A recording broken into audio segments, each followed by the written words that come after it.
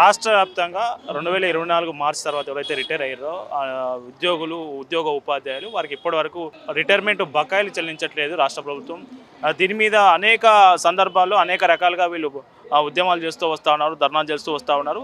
ఈ పెన్షనర్లకు, విశ్రాంత ఉద్యోగ ఉపాధ్యాయులకు అండగా మద్దతుగా బీజేపీ ఆధ్వర్యంలో ముగ్గురు ఎమ్మెల్సీలు ఏవిఎన్ రెడ్డి, అట్లాగే మల్క కుమ్మరయ్య, అట్లాగే అంజిరెడ్డి వీళ్ళు ముగ్గురు ఆధ్వర్యంలో ఇందిరా పార్క్లో మహాధర్నా చేపడతా ఉన్నారు. ఈ మహాధర్నాకు పెద్ద ఎత్తున అన్ని జిల్లాల వ్యాప్తంగా పెన్షనర్లు, విశ్రాంత ఉద్యోగులు ఇక్కడికి రావడం జరిగింది. మాట్లాడదాం వాళ్ళతో, వాళ్ళ సమస్యలు ఏంటి. నమస్కారం అండి, నా పేరు నరసింహారెడ్డి, నేను రిటైర్డ్ ఉపాధ్యాయుడిని. మరి గత 2024 మార్చి మొదలుకొని అంటే ఈ గత 2 సంవత్సరాల నుంచి 20,000 మంది ఉద్యోగులు అంటే ఉపాధ్యాయులు, ఉద్యోగులు అందరూ కలిసి రాష్ట్రంలో రిటైర్డ్ అయినప్పటికీ కూడా ఒక్కరికి కూడా బెనిఫిట్స్ ఏమి ఇవ్వడం లేదండి. కారణం ఏంటంటే ఇవి ఎక్స్ట్రా ఇచ్చేటివి ఏమి కావు. చట్టబద్ధంగా రావాల్సినటువంటి ఒక ఉద్యోగి 35 నుంచి 40 సంవత్సరాలు ప్రభుత్వ సేవ లోపల వారికి ఇచ్చిన పోస్టు లోపల సేవలు కొనసాగించి మరి రిటైర్డ్ అయిన సందర్భం లోపల నా రిటైర్మెంట్ బెనిఫిట్స్ నా కుటుంబంలో పెండింగ్ ఉండేటటువంటి సమస్యలకు నేను వాడుకోవాలి, లేదా నా బ్యాంకులో ఉండే నేను డ్యూ ఉండే ఈఎంఐస్కి నేను కట్టుకొని నేను కొంత ప్రశాంతతగా ఉండాలి అనేటటువంటి వాతావరణంలో ఆ బెనిఫిట్స్ అనేటివి మేము దాచుకున్నటువంటి బెనిఫిట్స్ని ఇవ్వడానికి ఈ ప్రభుత్వము ఏమాత్రము ప్రయారిటైజేషన్లో పెట్టలేదు. గవర్నమెంట్ ప్రాధాన్యత క్రమంలో ఉద్యోగుల బెనిఫిట్స్ ఇవ్వడానికి ఏమాత్రం కూడా ఈ గవర్నమెంటు మరి ఆ యొక్క వైపు ప్రయాణం చేయటం లేదు. కాబట్టి మేము గవర్నమెంట్ ఎలక్ట్ అయిన తర్వాత 1 సంవత్సరం వరకైనా వస్తాయని ఆశపడ్డము. ఇంకొక సంవత్సరం కూడా సమయము అయిపోయింది. ఇలా 2 సంవత్సరాలు పూర్తయినప్పుడు కూడా నేను ఏ ఉద్యోగి కూడా రావాల్సినటువంటి బెనిఫిట్స్ రాకపోవడం వల్ల, ఉదాహరణకు చెప్తానండి, ఒక ఉద్యోగికి సుమారు 60-70 వేల రూపాయలు వచ్చేటటువంటి ఉద్యోగికి ఈరోజు ఒక 20-25 వేలు 3వ వంతు మాత్రమే రావడం జరుగుతుంది. ఆ 3వ వంతు తన కుటుంబ అవసరాలకు, తనకున్న డ్యూ ఉండేటటువంటి బ్యాంకు ఈఎంఐస్ మరి కూడా కొంత ఈ పొద్దు జీవన ప్రమాణం పెరగడం వల్ల బ్యాంకు వాళ్ళు కూడా 61 సంవత్సరాలు కాకుండా ఆ తర్వాత మాకు రిటైర్డ్ అయినాక 5-10 సంవత్సరాల వరకు కూడా అవకాశం ఇచ్చేసి మేము అడగడం వల్ల మా అవసరాలు తీరక మేము ఆ విధంగా మరి పేమెంట్ కాలాన్ని కూడా పొడిగించుకొని పెట్టుకున్నటువంటి రుణాలు కూడా చెల్లించలేనటువంటి స్థాయిలో, ఆరోగ్యాన్ని కాపాడుకోలేని స్థాయిలో ఈరోజు కుటుంబాలు చాలా ప్రశాంతత లేక మానసిక క్షోభకు గురై మేము ఉదయం మొదలుకుంటే ఒక 9ంటికి మా ఇంట్లో నుంచి ఒక 7-7:30కు మేము బయలుదేరి 9 నుంచి మొదలుకొని సాయంత్రం 4:30 వరకు విద్యార్థులతో మర్చిపోయి బతికేటువంటి వాళ్ళము. చివరిగా మేము ఇంటికాడ కూర్చొని అప్పుల విషయంలో కావచ్చు, బ్యాంకు డ్యూ విషయంలో కావచ్చు, కుటుంబంలో మేము పరిష్కరించాల్సిన సమస్యల విషయంలో కావచ్చు, పూర్తి మరి ఏమీ చేయలేనటువంటి ఉదాహరణ స్థితిలో ఉండి మాకు పూర్తిగా ఆరోగ్యపరంగా మేము ఒక్కరమే కాదు, మా కుటుంబం అంతా సఫర్ అవుతుంది. నాలాంటి కుటుంబాలు ఈరోజు మరొక 20,000 కుటుంబాలు ఉన్నాయనే మాట గుర్తుంచుకొని, ఇది గవర్నమెంట్ యొక్క ఒక కనీస ధర్మం. అది ఇదన్నీ కొత్తగా ఇచ్చినాయి కాదు. స్వతంత్ర భారతదేశంలో ఏ గవర్నమెంట్ అయినా ఏ ఉద్యోగికైనా మరి ఆ ఉద్యోగికి ఇవ్వాల్సిన బెనిఫిట్స్ ఇచ్చి తోలిన పరిస్థితి ఉంది. మరి ఈ యొక్క గత ప్రభుత్వం ఒక 3 సంవత్సరాలు పోస్ట్ పోన్ చేసుకొని వెళ్ళి ఉండవచ్చు. ఆ వెళ్ళినట్టు కారణంగానే మరి వాళ్ళు చేయలేనటువంటి స్థాయిలో దీనస్థితి వాళ్ళు ఆ స్థాయికి వచ్చింది. కాబట్టి మారాలనే ఉద్దేశంతో మరి ప్రజలతో పాటు మేము కూడా దాంట్లో భాగస్వామ్యమైనందుకే కొత్త ప్రభుత్వం అనేది ఏర్పాటు కావడం జరిగింది. కానీ కొత్త ప్రభుత్వం పాత ప్రభుత్వాన్ని పోల్చుతూ మీరు 30 రోజులు నౌకరు చేస్తే 1వ తారీఖు 2వ తారీఖు నౌకరు ఇస్తున్నా కదా అంటున్నాడు. కానీ మరి అది ఉద్యోగులకు రావాల్సినటువంటి మెడికల్ బెనిఫిట్స్ విషయంలో కావచ్చు, ఈఎల్సీ సరెండర్ విషయంలో కావచ్చు, రెగ్యులర్ ఉద్యోగులకు కూడా పేమెంట్ చేయటం లేదు.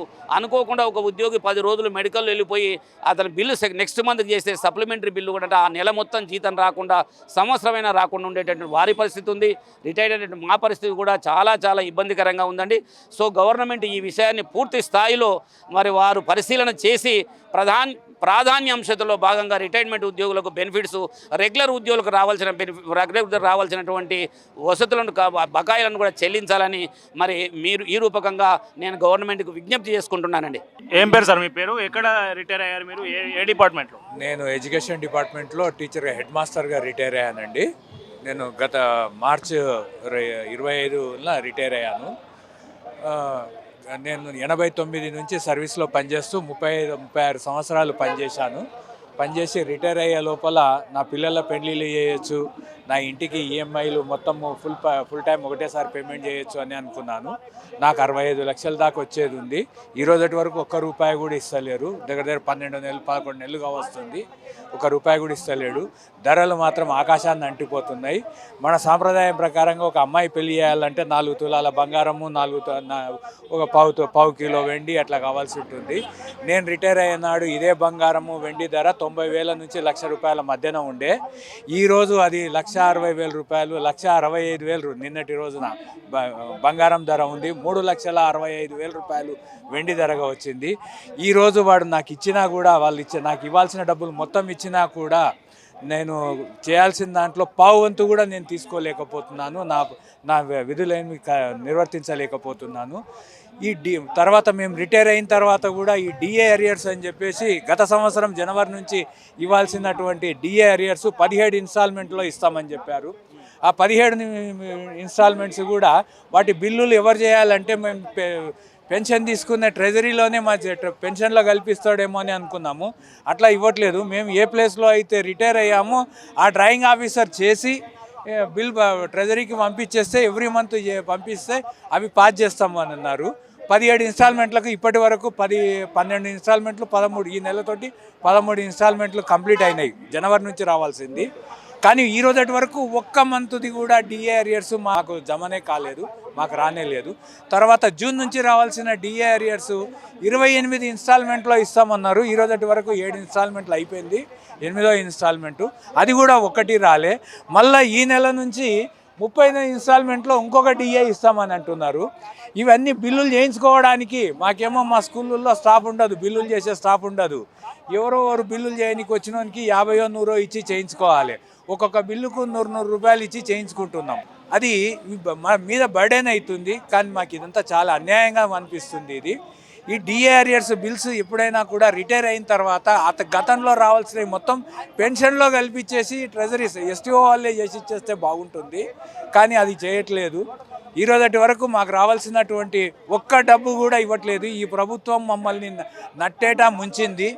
ఈ ప్రభుత్వాన్ని ఇంకా జిందగీలా మేము మర్చిపోము, వాళ్ళను ఎన్నటికీ నమ్మము అన్నట్టుగా ప్రవర్తిస్తుంది.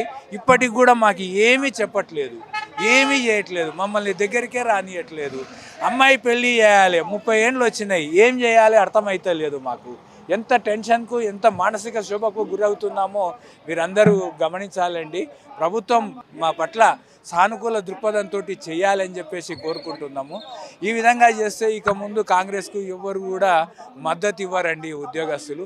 నేను నా కుటుంబము మొదటి నుంచి కూడా కరడుగట్టిన కాంగ్రెస్ వాదులం. మేము మా కుటుంబము కాంగ్రెస్ అంటే మొదటి నుంచి కూడా ఫ్రీడమ్. మేము చిన్నప్పుడు ఈ 26 జనవరి 15 ఆగస్ట్ వస్తుంది అంటే ఆ ఉత్తేజంతో మేము కాంగ్రెస్ భావాలను మనసులో పెట్టుకొని పనిచేసే వాళ్ళము. ఈరోజు నేను రిటైర్ అయిన తర్వాత నన్ను ఏడిపిస్తూ ఉంటే నాకు అనిపిస్తుంది, దరిద్రులు వీళ్ళ గురించా మనము 60-62 ఏళ్ళు వాళ్ళ ఎంబడి తిరిగింది అన్నట్టు అనిపిస్తుంది. దయచేసి మీడియా ద్వారా ప్రభుత్వాన్ని కోరేది ఒకటే, మాకు రావాల్సిన డబ్బులు ఇమ్మీడియట్గా విత్ ఇంట్రెస్ట్ తోటి ఇప్పించవలసిందిగా కోరుతున్నాము. మీరు ఇంట్రెస్ట్ ఇప్పించినా కూడా ఈ పెరిగిన ధరల ప్రకారంగా మాకు రావు. కాబట్టి దయచేసి ఎంత వీలైతే అంత తొందరగా రేపే మాకు ఇచ్చేస్తే బాగుంటుంది. 700 కోట్ల రూపాయలు ఇస్తామంటున్నారు. ఎవరికి ఇస్తున్నారో ఏమో ఒకరికి తెలుస్తలేదు. ఎవరికి ఇచ్చిండ్రు అనేది కూడా లిస్టు బయట పెట్టట్లేదు. మేము అడుగుతున్నాము, ఈ నెల ఈ మంత్లో రిటైర్ అయిన వాళ్లకు వీళ్ళకి ఇచ్చిన అని వాళ్ళ పీపీఓ ఐడి నెంబర్లతో సహా మాకు పేపర్లో ప్రకటన ఇస్తే మీరు ఇస్తున్న 700 కోట్లన్నా కూడా ఈ 10 నెలల లోపల సగం అయిపోయేది. ఇదివరకు ఏమీ ఇవ్వలే, ఏమీ చేయలే. మమ్మల్ని మాత్రం చాలా ఇబ్బంది పెడుతున్నారండి. నాతో పాటు ఎంతోమంది ఆడపిల్ల కన్న తల్లిదండ్రులు చాలా బాధపడుతున్నారు. వాళ్ళందరూ ఆ పిల్లల పెళ్ళిళ్ళు చేయాలి, బారసాలాలు చేయాలి. ఈ వయసులో 62 ఏళ్ల వయసులో మేము దేనికి తట్టుకోలేము, 4 అడుగులు దూరంగా పరిగెత్తలేము, ఏం పని చేయలేము. ఈ టైంలో మమ్మల్ని గోసపెట్టడం మంచిది కాదండి. ప్రభుత్వాన్ని విన్నవించేది ఏంటంటే దయచేసి మా డబ్బులు మాకు ఇమ్మీడియట్గా ఇప్పించవలసిందిగా కోరుతున్నాం. ధన్యవాదాలు. సార్, నా పేరు వెంకటరెడ్డి, అజిలాపూర్లో నాగర్ జిల్లాలో రిటైర్డ్ అయినాను. అయితే మనకు కాంగ్రెస్ రాకముందు 3 డిఏలు పెండింగ్ ఉండే. దురదృష్టం ఏంటంటే ఇప్పుడు 1 మన్నా ఇచ్చిండ్రు, 4 డిఏలు పెండింగ్ అయినాయి. అసలు ఇంకో నెక్స్ట్ ఈ నెలతోటి 5 అవుతాయి, ఈ నెలతోటి 5 వచ్చింది. అసలు ఏం గవర్నమెంట్ ఏం చేస్తుంది, అసలు ఎక్కడ పోతున్నాయి డబ్బులు ఏం మీరు తెచ్చుకున్న గవర్నమెంట్ కదా, ఉద్యోగులు ఉపాధ్యాయ రిటైర్ ఎంప్లాయీస్ మీరు అందరూ కలిసి తెచ్చుకున్న గవర్నమెంట్ కదా సార్. 100% కరెక్ట్ సార్ మీరు చెప్పింది. ఎందుకంటే మేము గత ప్రభుత్వం ఏం చేసిందంటే మాకు కనీసం అపాయింట్మెంట్ కూడా ఇవ్వలేదు మా యూనియన్ నాయకులకు. ఆ కోపంతో ఏం చేసినామంటే ఒకరొకరం కష్టపడి మేము మా చుట్టాలము మా ఫ్యామిలీ అందరం కష్టపడి గవర్నమెంట్ తెచ్చుకున్నాం. మేము ఇట్లా చేస్తాం అట్లా చేస్తాం, మేము డిఎల్ పెండింగ్ పెట్టాం, రిటైర్మెంట్ బెనిఫిట్స్ అన్నీ ఇస్తాం అని అన్నీ చెప్పిన సార్. ఆమె ఇచ్చినాక ఏమైంది? ఇప్పటికి ఏది లేదు కదా. ఇప్పుడు మేము తెచ్చుకున్నాం మీరు అన్నట్టు, కానీ దాన్ని నెరవేర్చుకునే బాధ్యత సీఎంది ఉండేది, కానీ సీఎం నెరవేర్చుకోలేదు. కాబట్టి మాకు ఇప్పుడు ఉదాహరణకు నాకు ₹1,00,000 వస్తుండే, ఇప్పుడు ఏమవుతుంది 40,000 చిల్లర వస్తున్నాయి. దాన్ని 40,000 ఏం చేస్తున్నాం అంటే 37,000 నాకు ఈఎంఐ అవుతున్నాయి ఎస్బీఐ ఇంటి లోన్కు. నాకేం మిగులుతున్నాయి? 3,000 2,500 మిగులుతున్నాయి. నేను ఎలా మెయింటైన్ చేసుకోవాలి? నాకు చాలా ఇబ్బందులు అవుతున్నాయి. కాబట్టి పిల్లలు కొంతమంది సెట్ కాలేదు, పెళ్ళిళ్ళు ఉంటాయి కాబట్టి వాళ్ళకు చూసుకోవాలి. ఆడపిల్లలకు పెళ్ళిళ్ళు చేసినా కూడా వాళ్ళ కట్నం ఇవ్వలేదు. ఇప్పుడు అడుగుతున్నారు మాకు బంగారు పెరిగింది, ఇప్పుడు 1,60,000 పైన అయినట్టుంది. దానికి వాళ్ళకు అమౌంట్ ఇవ్వాలంటే మేము ఎటకెళ్ళి ఇచ్చేయాలి. ఇవి ఇస్తారనే ఉద్దేశంతో మేము యాక్చువల్గా జరుపుకుంటూ వచ్చినాం. ఏమైంది మీ సంవత్సరం అయింది, ఇంకా ఎప్పుడు ఇస్తారు మా బంగారు అది అని వాళ్ళు రోజులు పెడుతున్నారు. రేపు జరగరాని ఏమైనా జరుగుతాయి. ఆల్రెడీ 52 మంది ఇప్పుడు చనిపోయినారు. రేపు జరగరాని ఏమైనా జరుగుతాయి, ఈ ప్రభుత్వం రేవంత్ రెడ్డి ప్రభుత్వమే బాధ్యత తీసుకోవాల్సింది. కాబట్టి ఇప్పటికైనా దయచేసి మా రిటైర్మెంట్ అమౌంట్ మొత్తం ఒకసారి ఇచ్చేస్తే, ఇంకా మేము ఇప్పటికే సంవత్సరాలు వెయిట్ చేస్తున్నాం, 2 ఏళ్ళు అవుతుంది. కాబట్టి దయచేసి మా అమౌంట్ మాకు ఇప్పించాలని మీ టీవీ ద్వారా ప్రభుత్వాన్ని డిమాండ్ చేస్తున్నాం. మేము 2024 మార్చి తర్వాత నుండి రిటైర్డ్ అయిన ఉద్యోగులము. మాకు 24 మార్చి నుంచి రావాల్సిన బకాయిలు జీపీఎఫ్ కానీ, జిఏఎస్ కానీ, టీఏజిఎల్ఎస్ కానీ, గ్రాడ్యుటీ, కమ్యుటేషను, ఈఎల్ ఎన్కాష్మెంట్, ఇలా ఇన్ని రకాల బెనిఫిట్స్ లేక మేము ఇండ్లు కొనుక్కొని ఆ ఇండ్ల యొక్క లోన్ ఈఎంఐ కట్టలేక ఒక పెన్షన్ మాత్రమే వస్తుంది. ఆ పెన్షన్ అంతా కూడా ఈఎంఐ కట్ అయిపోతుంది. మేము బతకాలంటే చాలా ఇబ్బందిగా ఉంది. ఎందుకంటే పెన్షన్ మొత్తం ఈఎంఐ పోతే మాకు ఇబ్బందిగా ఉంది. అలాగే మాకు అమ్మాయి ఉన్నారు, అమ్మాయిల పెళ్లి చేయాలి, ఏదో కొంత డబ్బు ఇచ్చి అమ్మాయిల పెళ్లి చేయాలనుకున్నాం. అలాగే అబ్బాయిల పెళ్లి చేయాలనుకున్నాం, అబ్బాయిలు ఏదో చదువుకుంటానికి వెచ్చించాలనుకున్నాం ప్రిపేర్కు. ఇలాంటి ఖర్చులన్నీ మేము ముందు ఉంటాయని చెప్పి దాచుకునే ప్రతి నెల 15-20 వేలు జీతంలో కట్ చేసుకొని జీపీఎఫ్ కానీ అన్నీ కట్ చేసుకొని పెట్టుకునే మా డబ్బులు మాకు త్వరగా చెల్లించి మా ఆత్మహత్యలు తగ్గించాలని ప్రభుత్వాన్ని కోరుతున్నా. ఇవ్వాలనే ఒకటి కత్తుల వెంకటరమణ అని నల్గొండలో ఈరోజు ఉదయం 7 గంటలకే చనిపోవడం జరిగింది. ఏది మనోవేదంతో. ఇప్పటికి 50 మంది పైన ఈ ఉద్యోగులు రిటైర్డ్ ఉద్యోగులు చనిపోయినారు. కాబట్టి ఇకనైనా ప్రభుత్వము మేలుకొని రిటైర్డ్ ఉద్యోగస్తుల యొక్క బకాయిలు వెంటనే చెల్లించి మమ్మల్ని యొక్క ఆత్మహత్యలను మమ్మల్ని హత్యలను నుండి కాపాడాలి, ఈ వయసులో మమ్మల్ని కాపాడాలని కోరుతున్నాము. మాకు రిటైర్ అయిన మార్చి 24 నుంచి రిటైర్ అయినటువంటి ఉపాధ్యాయులకు అండగా ఉండి మా పెన్షనరీ బెనిఫిట్స్ బకాయిలు ఏవైతే ఉన్నాయో అవి ఇప్పించడానికి గాను ధర్నాకు పిలిపించినందున మేమందరం కూడా ఈరోజు ఆ ధర్నాకు హాజరు కావడం అనేటటువంటిది జరిగింది. వారికి ముందుగా ధన్యవాదాలు చెప్తున్నాము. మా రిటైర్మెంట్ ఎంప్లాయీస్ పక్షాన వారికి మరీ ధన్యవాదాలు చెప్తున్నాము. వారు మాకు బకాయిలు వచ్చిన దాకా వెంట ఉండి మీకు ఇప్పించిన దాకా మేము వెంట ఉంటాము, మీ వెంట ఉండి మీకు ప్రభుత్వంతో పోరాడి మీ బకాయిలు మీకు వచ్చేటట్టు చేసిన దాకా ఈ పోరాటం కొనసాగుతుంది అన్నందుకు కూడా మరొకసారి ధన్యవాదాలు చెప్తూ ఉన్నాము. మరి ముఖ్యంగా రేపు వెంకటరమణారెడ్డి గారు కామారెడ్డి ఎమ్మెల్యే గారు 1వ తారీఖు మార్చి 1 లోపల కనుక ఎంప్లాయీస్ బకాయిలు చెల్లించకుంటే నిరాహార దీక్ష చేస్తా అన్నారు. ఆ సందర్భంగా మేము కూడా వారి వెంట ఉండి మార్చి 2 నుంచి మేమందరం కూడా వారి వెంట ఉండి నిరాహార దీక్షలో పాల్గొంటామని చెప్పి మా కుటుంబ సభ్యులంతా వచ్చి ఆ నిరాహార దీక్షలో పాల్గొంటామని సందర్భంగా చెప్తున్నాము. రాబోయే కాలంలో కాంగ్రెస్ను నమ్మే పరిస్థితి లేదు. కాంగ్రెస్ ప్రభుత్వం వస్తే మాకు మంచి న్యాయం జరుగుతుంది, మా డబ్బులు మాకు వస్తాయి అని ఎంతో ఆశతో వాళ్ళను మేము మా కుటుంబ సభ్యులు మేము ఎంప్లాయీస్ రిటైర్ అందరూ కలిసి ఓట్లు వేసి గెలిపించినందుకు మాకు తగిన శాస్తి అనేటటువంటిది చేశారు. కాబట్టి ఇలాంటి ముందు కాంగ్రెస్ వస్తుంది అనేటటువంటి హామీ అయితే లేదు, వచ్చే పరిస్థితులు అయితే లేదు. మా ఎంప్లాయీస్ కానివ్వండి, రిటైర్డ్ ఎంప్లాయీస్ కానీ అందరూ కూడా వారికి దూరం అయిపోవడం అనేటటువంటి జరిగింది.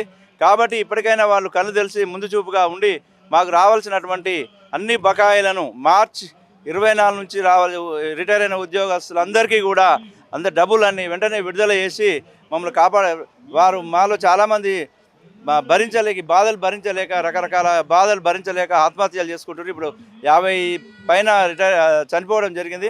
కాబట్టి ముందు ముందు కూడా అలాంటి ఆత్మహత్యలు లేకుండా డబ్బులు వెంటనే రిలీజ్ చేసి మాకు సహకరించాల్సిందిగా మనం చేస్తున్నాము. Thank you very much.